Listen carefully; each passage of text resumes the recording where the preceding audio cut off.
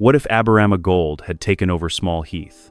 Not a coup, not a war in the streets. A payment, because in 1927 Tommy Shelby needs a killer, and he hasn't got the money, and the only currency he has left is the ground his family came from. Stay with me. This isn't a story about the Shelbys being destroyed. They get richer. That's the trap. And by the end of this, you'll watch Tommy Shelby stand on Watery Lane in 1934, a member of parliament worth £200,000, and be told by a man on a horse that he can't come down that street. And there's a boy in this, Bonnie Gold, who in the version you know is nailed to a wooden cross in a field in Scotland. He lives here. That changes more than anything else in the story. Let's start with the man, because the series brings him in halfway through and never quite explains what he represents. Aberama Gold is Romani, properly, a traveler, on the road, in a family that has been on it for generations. He arrives in the Shelby story as a hired gun, brought in by Tommy for the war against the Changrettas, and everybody treats him as an instrument. He is not an instrument. He is the head of a family, and his family is older than the Shelbys, and, by the reckoning that matters to him, considerably more respectable. And here's the thing that the show puts right in front of you and hardly anybody notices. The Shelbys are Romani too. They're Didakai, mixed, town gypsies, a family that came off the road 2 generations back, and went into small Heath and became something else. Polly says it. Tommy says it when it's useful, at horse fairs and in negotiations, and never says it in Parliament. So when Aberama Gold looks at Thomas Shelby, he is not looking at an employer. He's looking at a man who sold something Aberama still has, and got rich on the proceeds, and now needs to hire it back by the day. Your grandfather was on the road. He was. And now you're in a house with a bell you ring for a woman to bring you tea. I am. I'm not judging you, Mr. Shelby. I'm telling you what I see when I look at you, so that when we talk about money, you understand what I'm counting. And it's worth being precise about what that difference actually is, because it's the load-bearing idea in this whole video. The Shelby family came off the road somewhere around 1870. That's roughly 2 generations before the series starts. And when a Romani family settles into an industrial city in the late Victorian period, a very specific set of things happens. They stop being Romani in public. The language goes first. A generation still has it. The next has fragments. The one after has half a dozen words for horses and money, and nothing else. The customs go. The name gets anglicized on a form by a clerk who doesn't ask. And in exchange, they get to be poor in a house instead of poor in a wagon. And their children can go to a school, and nobody moves them on. That's a real trade, and it isn't a stupid one. Millions of people made a version of it, but it's a trade, and the Shelbys made it before Tommy was born. And he has spent his entire adult life completing the transaction, the suits, the accent when he needs it, the house, the seat. Aberama Gold never made the trade. His family is poorer than the Shelbys were in 1919, considerably less safe, and moved on by police in 3 counties. And he has something Tommy Shelby cannot buy at any price, which is that he knows exactly what he is and has never once had to think about it. That's the imbalance in every scene between those 2 men. Tommy has all the power and Aberama has all the certainty, and each of them can see precisely what the other one hasn't got. In the series, Aberama Gold's price for the Changretta War is money and a promise. The money is enormous. He's the best there is at what he does, and he knows it. And the promise is a plot of land, a legitimate settlement, somewhere his family can stop. That's the thing everybody misses about Aberama. He doesn't want to be a gangster. He wants land, and he wants his son out. And Tommy Shelby, who is very good at working out what people actually want, offers him exactly that, and then, because the war goes the way wars go, doesn't quite deliver, and Bonnie is killed, and everything afterwards is grief. Now, here's our change. In 1927, when the negotiation happens, Tommy Shelby's cash position is worse than it is in the series. That's the whole divergence.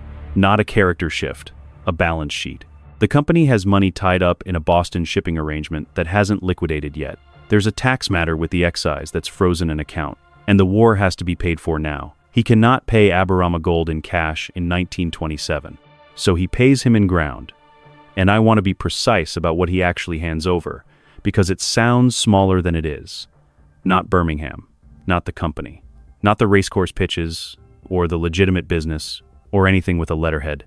Small Heath. The betting, the lending, the doors, The protection, the original operation, the streets, the family came up on. Watery Lane, the garrison, the yards. In 1927, it's the least profitable part of the Shelby empire by a distance. And Tommy Shelby can look at a ledger and see that it earns him about 4% of his income and takes about 40% of his aggravation. He genuinely thinks it's a good trade. You've given him small Heath. I've given him a district that costs us money. You've given him Watery Lane, Thomas. You've given away the street our mother died on. It's a street. It's the street. And when you're 80, you'll understand what you did today, and it'll be far too late to do anything about it. And Arthur says nothing at all in that meeting, which is worse, because Arthur Shelby thinks in exactly one currency, and that currency is where you're from. He says it 2 days later, though, in the yard, on his own with Tommy, and it's the only time in this entire timeline that Arthur Shelby is more articulate than his brother. Dad's grave's in Bordsley. Mum's is in Bordsley. John's is in Bordsley. I know where they are. Do you? Because you've just sold the road that goes to 'em, Tom. That's what a district is. It's not 4%. It's the road that goes to the graves. Nobody's stopping you going. Not today, they're not. And Tommy Shelby has an answer for that. He has an answer for everything. It's about permissions and rights of way and the fact that nobody owns a public street. He doesn't use it. He looks at his brother and doesn't say anything, and Arthur takes that as agreement, and it isn't. It's Tommy Shelby noting, filing, and moving on, which is what he does with every objection he can't immediately dismiss. 9 years later, he'll stand at the top of that road and remember this conversation word for word. That's the thing about him. He never forgets a single warning he ignores. He just doesn't do anything with them until it's much too late to matter. The Changretta War goes better than in the series. That's the first surprise. Aberama Gold, paid in something he actually wants, rather than something he'll spend, is a substantially more committed ally. He brings 60 men, not 60 hired hands, 60 men from 4 related families, who have been told that this ends with the Golds holding ground in a city, which for a traveling family in 1927 is an almost unimaginable prospect. Luca Changretta is dead by March 1928. The vendetta is finished in 11 weeks rather than a year. And crucially, Bonnie Gold does not die. In the series, he's taken by the Billy Boys and crucified, and the reason it happens is that he's exposed in a place he shouldn't be, in a war that's dragging. Here the war is short, and his father has 60 men, and Bonnie Gold spends 1,928 inches, a boxing gym in Birmingham. He wins the Midlands area title in 1929. And the war itself deserves a proper look, because it's the last time the Shelbys and the Golds fight on the same side, and it goes almost perfectly. Luca Changretta arrives in England in January 1928 with a vendetta, a list, and about 30 men, a mix of imported Italian-American soldiers and local Italians from Birmingham's own community. In the series, that war takes the best part of a year, and the reason it takes a year is that Tommy Shelby fights it the way he fights everything, with feints, deceptions, an elaborate double game involving Alfie Solomons, and a plan so layered that half his own family thinks he's betrayed them. It works. It also costs him John and Polly's trust, and about 8 months. Aberama Gold does not fight like that. He fights like a man conducting a series of extremely simple operations very well, and the difference in tempo is startling. 60 men, working in 4s, moving at night, hitting addresses. No feints, no theater. By the end of February, the Changretta operation in Birmingham has lost 11 men and cannot put a group of more than 3 together anywhere in the city. By the middle of March, Luca Changretta is dead in a house in Bordsley. And it isn't a set piece. It's 4 men going through a door at 5:30 in the morning. That's it? That's it. I had a plan that ran to 11 pages. I know. Your aunt showed me. It's very clever, Mr. Shelby. Cleverness is what you use when you haven't got enough men. And that's the sentence Tommy Shelby remembers for the rest of his life. Because it's true, and because nobody had ever put it to him before. And then Aberama Gold takes possession of small Heath, and he does something with it that nobody in the Shelby family predicted. He moves in. Not metaphorically. Aberama Gold's family, his brothers, his cousins, 4 households, about 90 people, come off the road and into a district in a city in the summer of 1928. They buy houses. They buy about 40 of them over 2 years, in cash, and they buy them on the streets where the Shelbys grew up. And they run the district completely differently. The Shelby method was extraction. You take a percentage of what moves, and you enforce it. efficient, impersonal, and everybody in Small Heath in 1926 could tell you exactly what they paid and why. The gold method is older and much stranger to a city. They don't take a fixed percentage. They arbitrate. A dispute between two shopkeepers goes to Aberama, and he hears both, and he decides, and both accept it because the alternative is worse. He takes what he thinks is right afterwards, sometimes nothing. It looks like chaos to anybody with a ledger. It is, in fact, a legal system, and it's about 400 years older than anything in the Birmingham Magistrates' Court. And within 3 years, the people of Small Heath prefer it. And I want to show you how that arbitration actually works, because it's the most interesting thing in this timeline, and it's completely alien to how the Shelbys operated. October 1930, two men on the Coventry Road, a butcher and the man who rents him his cold store. There's a dispute about a debt of £11, and it's the kind of thing that in 1926 would have gone one of two ways, either to a solicitor neither could afford, or to the Shelbys, who would have taken a cut and enforced whichever side paid them. It goes to Aberama Gold in the back room of a pub on a Wednesday. He hears the butcher for about 10 minutes. Then the other man for about 10 minutes. Then he asks 4 questions, all of them about dates. When did the ice fail? The March. And you told him when? The May. 2 months. So you had 2 months of meat going off, and you said nothing. And now you want him to pay for all of it. He'll pay for March and April. The rest is yours for keeping your mouth shut. Done? That's not done. Done. £11 becomes 6. Both men shake hands and leave.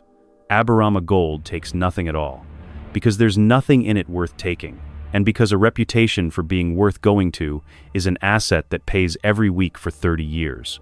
And you can see immediately why it takes over. It's fast. That dispute is settled in 25 minutes, rather than 8 months. It's cheap. It's final. And critically, it produces a result that both parties think is roughly fair, which the Shelby method almost never did.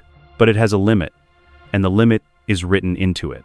That system only works on people who accept his authority, which means it works beautifully inside Small Heath, among people who live there and will keep living there, and it does not work at all on anybody who can simply leave. A haulage firm from Coventry that doesn't pay a bill can be arbitrated at all day long.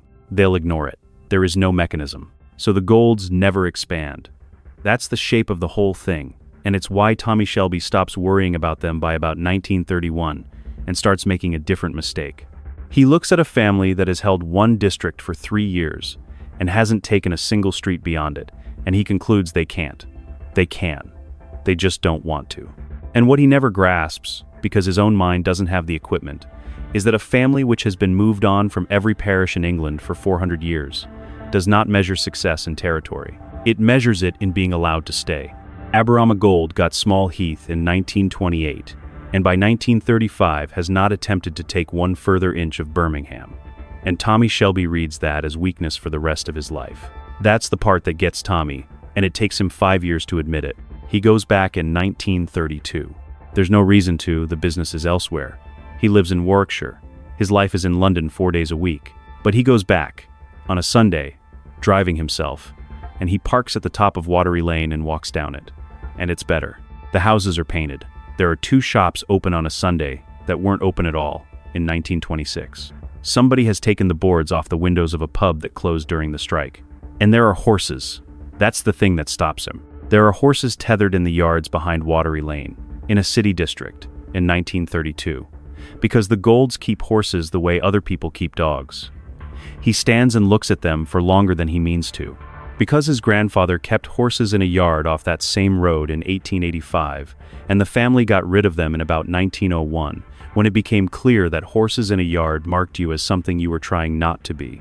Nobody made them. There was no order, no council, no leaflet. A family simply worked out, over about 4 years, that the horses were a liability, and sold them, and told each other it was economics. And 31 years later, a man who is now worth a fortune stands in the road looking at somebody else's animals in the yard his family used to keep theirs in, and understands what his own people traded and how quietly they did it. He doesn't tell anyone about that afternoon. Not Polly, not Arthur. It comes out once, in 1949, when he's had a great deal to drink at a thing in London, and a man he barely knows asks him what he'd do differently. And Tommy Shelby says, the horses. And the man says, "Sorry." "What?" And Tommy Shelby says nothing at all for the rest of the evening. A woman he doesn't recognize says good afternoon to him, and doesn't know who he is. "Do you know a family called Shelby?" "Shelby. There's a Shelby had the betting, years back. Before the Golds."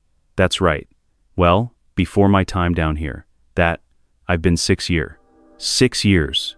In 1926, there was not one adult in Small Heath who didn't know that name, and he doesn't correct her. That's the part worth noticing. He has, at that moment, about 9 different ways to establish who he is. He could say it. He could point at the garrison. He could mention his brother. He could simply give his name and watch her face change. He does none of them. He says thank you and walks on. Because Tommy Shelby has spent 15 years working out how to be the most important man in any room he enters. And the one thing he has never learned is how to be a man who used to live somewhere. There's no move for that. There's nothing to win. So he walks to the end of the road and looks at the garrison, which has a different sign on it, and doesn't go in. That's the visit. He drives back to Warwickshire and doesn't mention it to a living soul for 17 years, and then says 4 words about horses to a stranger at a party in London. And he can't take it back. I want to be clear about why, because a lesser version of this story has him raise an army in 1933, and the whole thing ends in a shootout. He can't take it back for 3 reasons, and all 3 are his own doing. The first is that he's respectable now. In 1933, Thomas Shelby is a member of Parliament with a company that does business with the government. A gang war in Birmingham, in which he is visibly the aggressor, ends his political career in a week. The second is that the Golds are legally in possession. They own the houses. They own the leases on 4 of the pubs. Aberama Gold's brother is on the rate book for 11 properties. There is nothing to take by force that isn't somebody's actual property, and property in England in 1933 is defended by the state. That's the joke, and it's a good one. Tommy Shelby spent 10 years making everything legitimate, and the Golds simply used the system he'd validated. And the third reason is Bonnie. Bonnie Gold is British light heavyweight champion by 1932. He is, by 1934, a genuinely famous man. His picture is in newspapers, he fights at the Albert Hall, and in a country that treats Romani people appallingly, he is the first traveler most English people could name. You cannot go to war with the family of a national sporting figure without every paper in the country asking why. Tommy Shelby made him possible by ending a war in 11 weeks instead of a year. And by 1934, that boy is the shield over the whole enterprise. And that brings us to the scene I promised you. November 1934. There's a funeral in Small Heath. An old man, one of the last people from the Shelby's own childhood on that street, and Tommy comes because you go to those. And at the top of Watery Lane, there's a man on a horse, not blocking it. Just there, the way somebody stands in a doorway of a house they live in. It's one of Aberama's nephews, and he's about 24, and he has never met Thomas Shelby in his life. Afternoon. I'm going down for the funeral. Which one's that? Bert Hollis. Number 41. Right. And you are? And Tommy Shelby stands in the road he was born on, at the age of 38, and has to say his own name to a stranger in order to be allowed down it. Thomas Shelby. Right. Right. You'd best go on then. Sorry, Mr. Shelby. I didn't, nobody said. And that's the whole video, in one exchange. Not humiliation.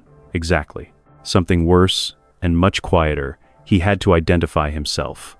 And now the person this timeline actually saves, and what it costs him. Bonnie Gold in the series is a young man with an extraordinary gift and no future because he's a traveler in 1928, and the sport he's brilliant at is run by people who will let him fight and not let him win anything that matters. Here he gets 4 uninterrupted years in a Birmingham gym. He wins the Midlands title in 1929, the British light heavyweight title in 1932, and he defends it 4 times. And the thing about that, which the series would never have got to show, is what it does to him. Because being the first Romani man that most of England could name is not a gift, it's a job, and it's a job he never applied for.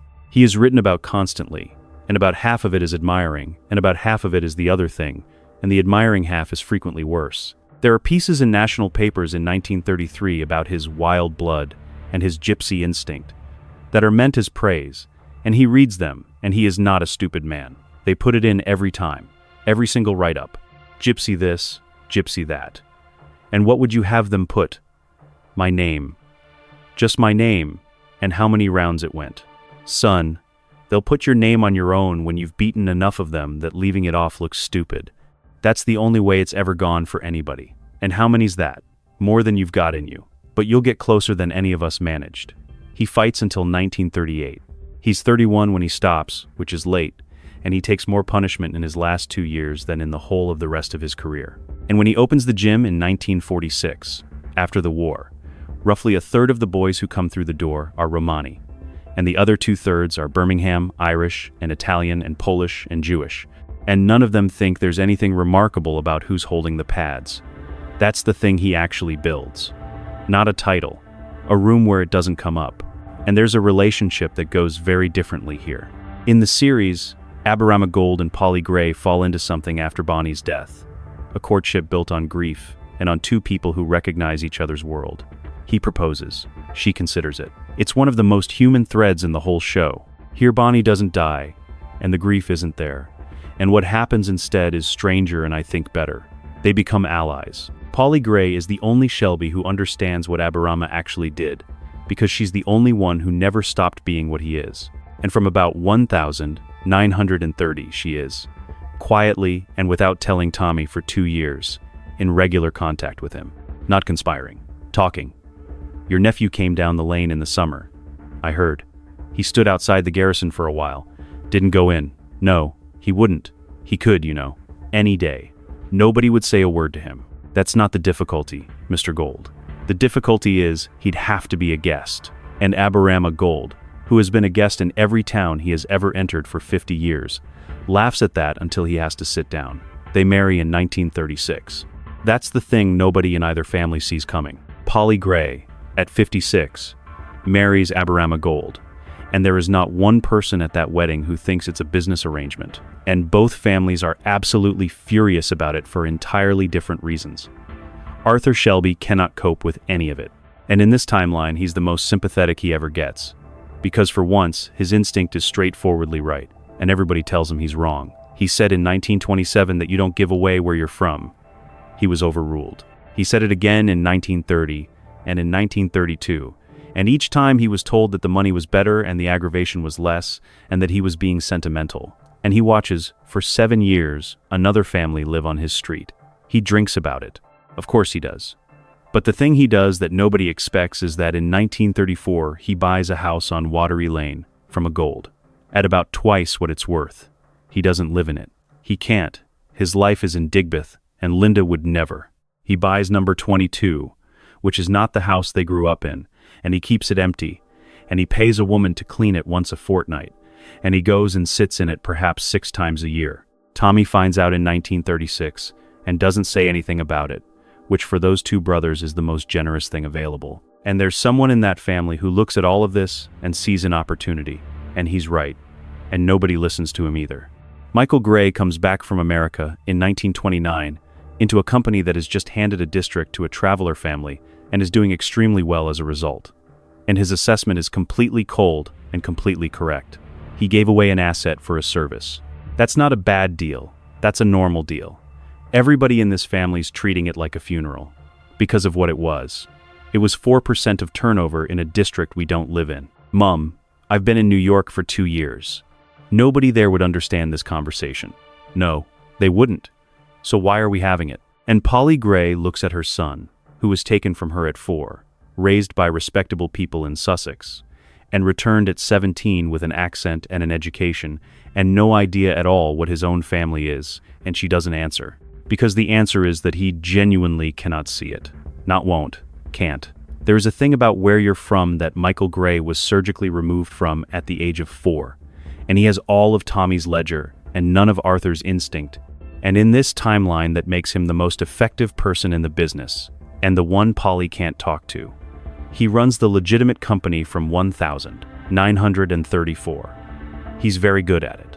He is also, by 1938, the only Shelby who has never once set foot in Small Heath. But I'd be selling you something false if I made this a story about the Golds arriving and everything being lovely. Because in 1936, the fascists come to Birmingham, and Small Heath is a district run by Romani families, and Oswald Mosley's people know exactly what to do with that. The Blackshirt campaign in the Midlands in 1936 and 1937 targets the Golds specifically and relentlessly. Leaflets, meetings, a newspaper story about gypsy rule in an English city that runs in a national title in October 1936 and is picked up everywhere. It is vicious, and it is effective, because the ground for it had been prepared for 4 centuries. And it works well enough that in 1937 Birmingham City Council attempts to use a public health order to remove 11 gold-owned properties on the grounds of livestock kept in residential yards. The horses, they come for them over the horses. They've had 400 years of practice at this, Mr. Shelby. They always find a reason that isn't the reason. I can stop the order. Can you? I can. It'll cost me 2 favors I've been saving, and it'll take a fortnight. And what do you want? Nothing. Men like us don't do nothing. Well, my aunt married you, so apparently I'm your family now, and there's a first time for everything. He stops the order. It takes 3 weeks, and it costs him more than he says.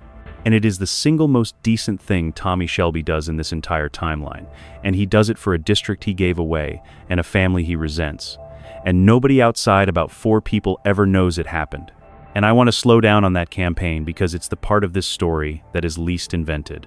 The British Union of Fascists in the Midlands in 1936 did not primarily attack Jewish communities the way the East End branch did.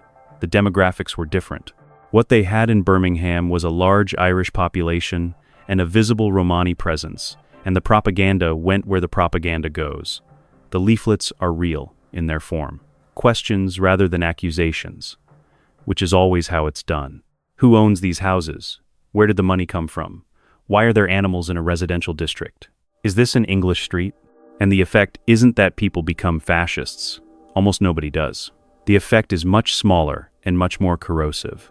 People who have lived alongside the Golds for 8 years start, occasionally, to have the thought.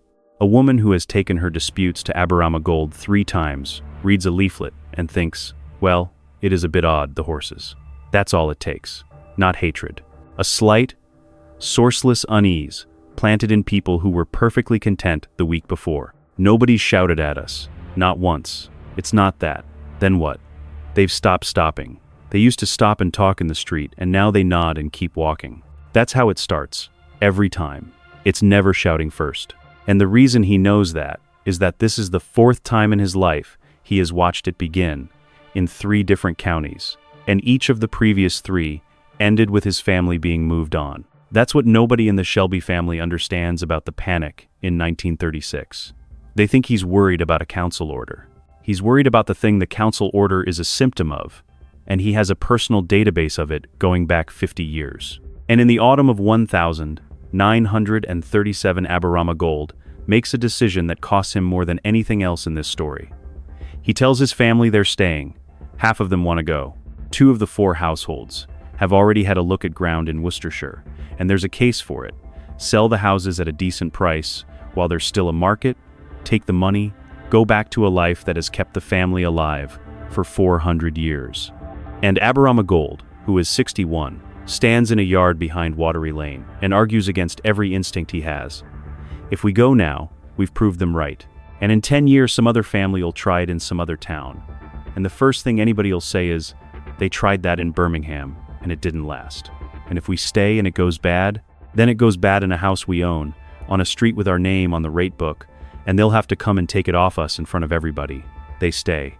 And I've thought hard about whether that's the right decision, because it is not obviously the right decision. And the war is 2 years away, and he cannot know it's coming. But he's right about the thing that matters. In 1946, when a family in Wolverhampton tries something similar, the argument that gets made in the pubs there is, well, the Golds did it in Birmingham. That's what he bought, not safety. A precedent. The Second World War changes the whole picture, and it does it in a way that's historically true and rarely dramatized. Romani men served in large numbers in both wars in the British forces, and the country's treatment of their families at home did not improve as a result. Bonnie Gold enlists in 1940, at 31, well past the age when a champion boxer needs to. He does it because the recruiting sergeant's office is on the Coventry Road, and because being visibly, publicly in uniform is the most effective answer to 4 years of leaflets that anyone in that family can think of. He serves in North Africa. He comes home in 1945. And Small Heath is bombed in 1940 and 1941 like everywhere else in that city. And 11 of the 40 gold houses are destroyed, and the family rebuilds what it can. There's a night in November 1940 that settles the question permanently, and it isn't a heroic one. The BSA Works is hit, the Birmingham small arms factory, half a mile from Watery Lane, and it goes up badly. 53 people die there in one raid, which is a real figure from a real night. And the men who come out of the yards behind Watery Lane to dig are the Golds, because they have horses and carts and 40 men, and they are 2 streets closer than anybody else. They dig for 11 hours. Nobody organizes it. There's no plan and no authority, and Aberama Gold is 64 and does not lift anything. But he stands in the road and tells people where to go for 11 hours, which is precisely the skill he'd been using in a pub back room for 12 years. And afterwards, there is a photograph in the Birmingham Mail, a group of exhausted men with a cart, at dawn, in front of a collapsed wall. The caption says, "Local men, not gypsies, not travelers, local men." Aberama Gold has that page framed. It's on the wall of the house on Watery Lane when he dies 11 years later, and it is the only thing in that house he ever showed anybody on purpose. And here's the part that matters. After the war, nobody in Birmingham calls it gypsy rule anymore. Not because attitudes transformed, because the district was flattened, and everybody in it had the same war, and by 1946 the question of whose street it was had been settled by the Luftwaffe in a way that no amount of leafleting could undo. And then the slum clearances take it anyway. Between 1,955 and 1,968, the whole of that part of Small Heath is demolished. Watery Lane goes, the yards go, the tower blocks go up. You cannot keep horses in a tower block. So the Golds go back on the road, most of them, in the late 50s, 3 generations after Aberama bought 40 houses so that his family could stop. And here's the detail that decides it, and it's almost too neat to be true except that it happened all over England. The compulsory purchase money is fair. That's the thing. The corporation pays market rate for those houses, promptly, without argument. And by the standards of slum clearance in Britain, the Golds are treated properly. They are also offered rehousing, flats, good ones by the standards of 1,962, indoor bathrooms, hot water, a lift, and about a third of the family takes them and lives in them, and their grandchildren are in Birmingham today with no idea that any of this happened. The other 2/3 look at a flat on the 9th floor and work out that there is nowhere to put a horse, nowhere to work on a cart, nowhere for 4 households to be within shouting distance of each other, and that everything that made them a family, rather than a set of related individuals, has just been designed out of the accommodation. So they take the money and buy ground in Worcestershire, and it isn't the road exactly, but it isn't a street either. Nobody was cruel to them. That's what I keep coming back to. The clearance was, by any measure of intent, a public health improvement carried out by people trying to do good. And it ended a 30-year experiment in a family staying put, and nobody who signed anything ever knew that's what they were doing. That's the ending, and I find it genuinely sad in a way I didn't expect when I started mapping this out. He got what he wanted. He got ground, and a house, and a rate book entry, and 30 years of his family being from somewhere. And then the city bulldozed it for entirely unrelated reasons and handed them back the road. Aberama Gold doesn't live to see it. He dies in 1951, at about 70, in a house on Watery Lane, with Polly Shelby. She never changed her name, and neither of them ever discussed it, asleep in a chair beside him. Bonnie outlives everybody. He runs a boxing gym in Birmingham until 1974, trains 2 British champions, and dies in 1988 at 79, and there is an obituary in the Birmingham Post that mentions his father in one line as a horse dealer. And in 1979, a young journalist from a Sunday paper comes to that gym to do a piece about the history of boxing in the Midlands and asks Bonnie Gold, who is 70 at the time and still taping hands, whether it's true that his family once ran Small Heath. Ran it? No. That's what I was told. We lived there. 30 year. My dad settled things for people because they asked him to, and there was nobody else. That's not running a place. Some people would call that the same thing. Some people would. They'd be the ones who weren't there. That interview is published in October 1979. It is 400 words long, on page 11, and it is the only account of any of this that exists in print anywhere. Everything else, the arbitration in the pub back room, The 11 hours of digging, the framed newspaper page, the flowers on a grave in Bordsley for 23 years, is in nobody's records at all, which is, when you think about it, exactly what you'd expect. Written history is kept by institutions, and institutions record the things that generate paperwork. Aberama Gold spent 30 years running a district and generated almost none. And I owe you the wedding because it's the best scene in this whole timeline, and I skated past it. October 1936. St. Andrews, Bordsley, because Polly insists on a church and Aberama doesn't care enough to argue about which one. The Shelby side of that church contains Arthur, Linda, Ada, Michael, Gina, 4 of John's children, and Tommy. The Gold side contains about 140 people, of whom perhaps 20 are known to anyone in Birmingham. And the thing that everybody remembers about it afterwards is that Tommy Shelby gives a speech. He isn't asked to. There is no reason for him to. He's the bride's nephew, and Aberama's people have their own way of doing this that doesn't involve a man in a suit standing up with a glass. He does it anyway, at the reception, in a hall on the Coventry Road that the Golds have hired, and it's about 90 seconds long. In 1927, I sold this man the street I was born on because it was losing me money. Everybody in my family told me not to. I did it anyway because I'm good at sums. 9 years on, that street's got paint on the doors and 2 shops that open on a Sunday, and my aunts just married the man who did it. So I'd like to say something, and I'd like the Shelbys in this room to hear it. I was wrong about what that street was worth. I wasn't wrong about the deal was good. I was wrong about the thing I was selling, and that's a different mistake and a worse one, and I've had 9 years to think about it. To Polly and to Aberama Gold, who bought better than he knew. And Arthur Shelby cries, and Polly does not, and Aberama Gold stands up and says 4 words in a language that about 140 people in that room understand, and none of the Shelbys do. Nobody translates it. Polly asks him that night. He tells her it was about horses. It wasn't. And Tommy Shelby is richer than in any other version of this story. That has to be said, because the temptation is to make the moral tidy. Handing small Heath to the Golds in 1927 was, on every measure a businessman would use, an excellent decision. It ended a war in 11 weeks. It removed a loss-making district. It bought him 60 men at a price he could afford in a year when he had no cash. He is a member of Parliament by 1930. The company is larger by 1935 than in the series, because the Changretta War didn't eat 2 years, and John Shelby didn't die in it. John Shelby is alive in this timeline. That's worth saying plainly, and it deserves more than a line. The 11-week war doesn't kill him, because the machine gun in the doorway of his house in April 1928 never happens. That attack comes in the 4th month of a war that here is already over. So, John Shelby lives, and he is 32 in 1928, and he has 5 children and a wife, who does not become a widow. And what he does with the next 30 years is nothing remarkable at all. He runs the betting operation in Aston, badly at first, and then competently. He gets fat. He stops carrying a razor in his cap somewhere around 1,935, and nobody notices. He dies in 1971, at 75, in a bungalow in Solihull, and 4 of his 5 children are at the funeral, and the 5th is in Australia. That's it.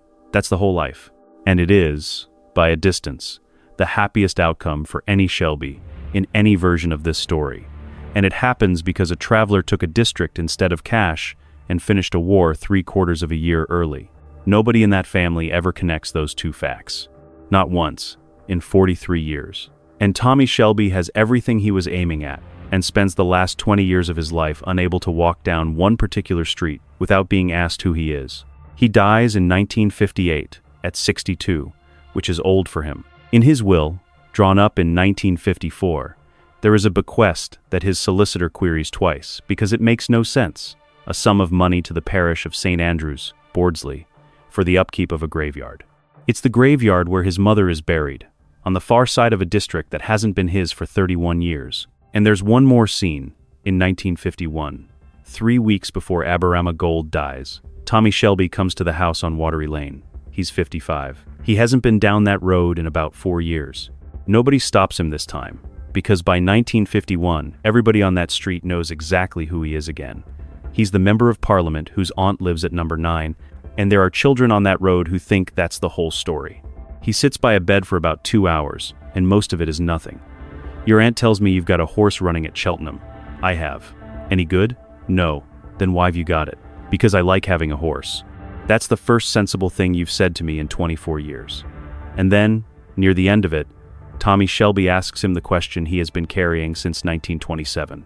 Did you know what you were buying? In 27. When you took the district instead of the money. Course I did. No, did you know what it was to me? And Aberama Gold, who is dying and has no particular reason to be kind, looks at him for a while. I knew, and you took it anyway. I did, and I'd do it again on Monday. But I'll tell you what I've never told anyone, Mr. Shelby, and you can do what you like with it. Every year, on the day, I've had a man put flowers on your mother's grave. 23 year. Because I knew what I bought, and you don't leave a thing like that untended, and you were never going to come and do it yourself. And Tommy Shelby sits in a chair in a house on Watery Lane and finds that he has nothing whatsoever to say. That's the bequest in the will, 3 years later. He isn't starting something, he's taking over. Now here's what actually interests me about this premise. Peaky Blinders is a story about a family climbing out of a place. That's the engine. Small Heath is where they start, and the whole point is to leave. The country house, the office, the seat in Parliament, all of it is distance from a back-to-back on Watery Lane. And this timeline asks the obvious question that the show never quite does. What happens when you actually finish leaving?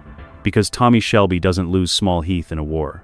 He sells it, at a price he considered good, in a transaction he was pleased with, and the reason he could do that is that he had already stopped thinking of it as home some years earlier.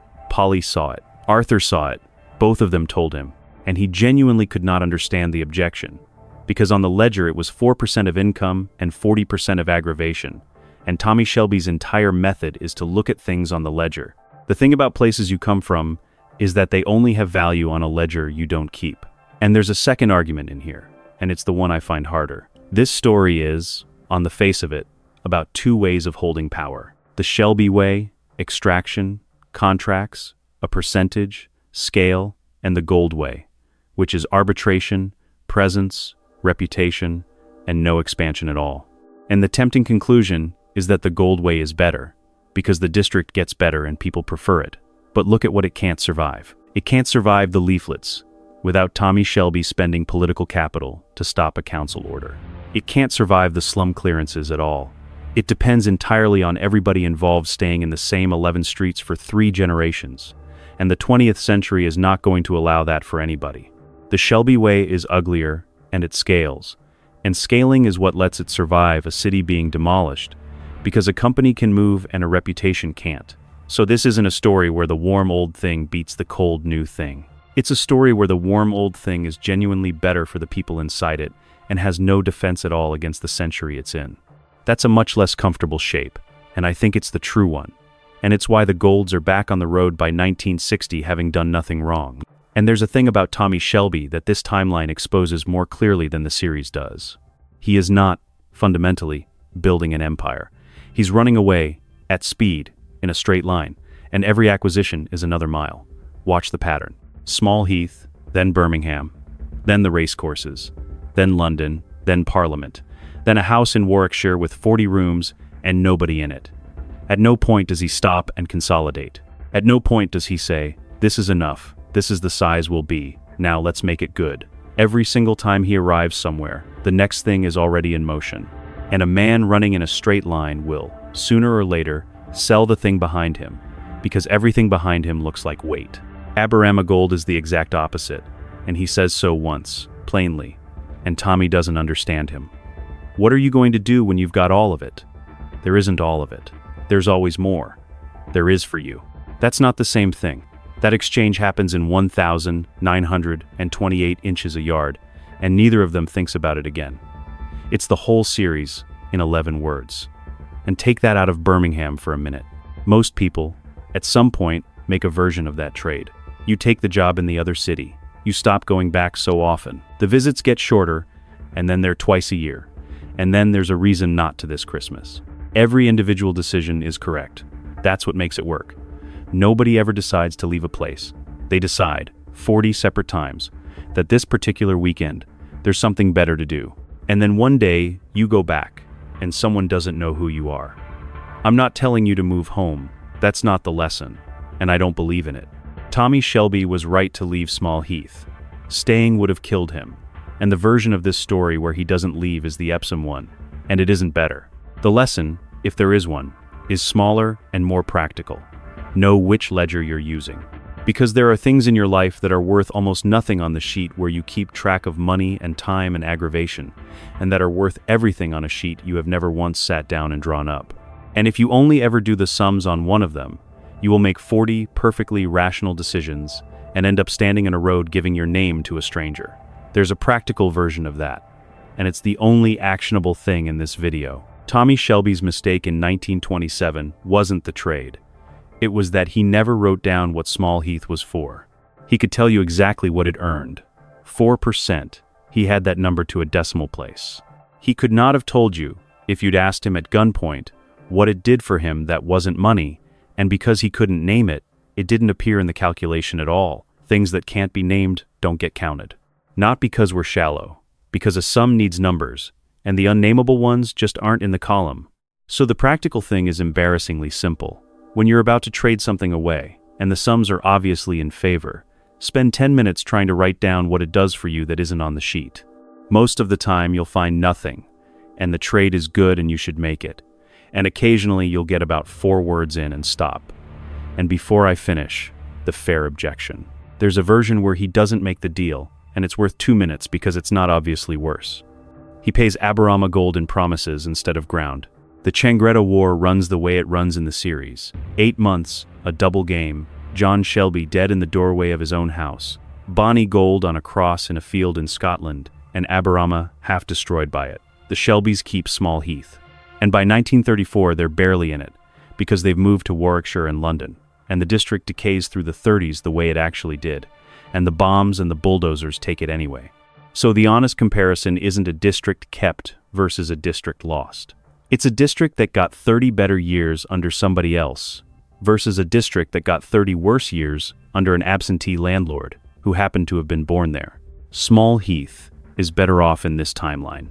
Measurably, by every ordinary measure of what a place is like to live in, the only person who is worse off is Thomas Shelby, who has to say his own name in the road, and who is at that point one of the richest men in the Midlands. That's not a tragedy. I want to be careful about that. It's a man being sad about something he sold, at a good price, on purpose, having been warned. And it's still the thing he thinks about at the end. A war ended in 11 weeks. 60 men bought with ground instead of cash. 40 houses and horses in the yards behind Watery Lane. A boy who wasn't crucified and became a champion instead. An aunt who married the man she was supposed to be at war with. A brother who bought an empty house and sat in it 6 times a year. And a rate book that says the streets belong to somebody else. If this stayed with you, look next at what happens if Michael Gray never goes to America, because that's the same question about who gets to inherit a family, asked from the inside. And tell me in the comments, would you have taken that deal? A district that cost you money, in exchange for the 60 men you need to end a war that's killing your brothers. On paper, it's not even close. I'd have taken it. I'd have taken it in about 4 minutes. And I'd have been the man at the top of that road in 1934 saying my own name. Because here's the thing nobody tells you about that kind of decision. It doesn't feel like a betrayal at the time. It feels like being grown up. That's the disguise. Selling the thing you came from always arrives dressed as maturity, as finally being clear-eyed, finally not being sentimental, finally doing the sums the way a serious person does them. And the people who object always sound like exactly what Arthur sounded like in that meeting. Emotional, backward, looking, stuck. They're usually right, they're just never persuasive, because the case for a place has no numbers in it, and the case against one always does. Tommy Shelby was the cleverest man in that room, in 1927, and he was the only one who got it wrong, and it took him 9 years to find out, and 24 to say it out loud at a wedding. There's a photograph that would exist, if anybody had thought to take it. October 1936. Outside a church in Bordsley. 140 Gold family members on one side, 11 Shelbys on the other. And, in the middle, a 56-year-old woman who was born in a wagon, raised in a back-to-back, and has just married a man her family spent 9 years calling an invader, standing between the two halves of what her people became. Polly Gray is the only person in this entire story who never had to choose, because she never let go of either end of it. She's also the only one who is still, at the end, exactly what she was at the beginning, That's not a coincidence, and it's not luck. It's the one thing in this whole timeline that anybody could actually copy.